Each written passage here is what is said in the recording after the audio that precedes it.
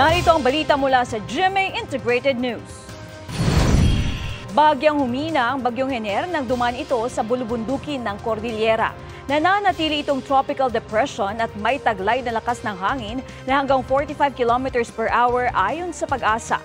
Nakataas ngayon ang wind signal number 1 sa Cagayan kasama ang Babuyan Islands, Isabela, Quirino, Nueva Vizcaya, Apayao, Kalinga, Abra, Ifugao, Mountain Province at Benguet.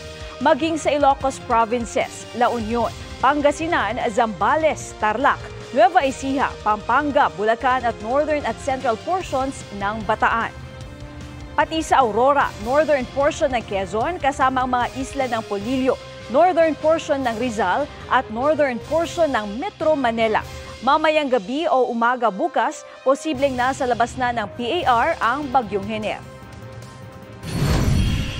Para sa mas malaking misyon at mas malawak na paglilingkod sa bayan, ako po si Katrina Soan ng GMA Integrated News, ang News Authority ng Pilipino.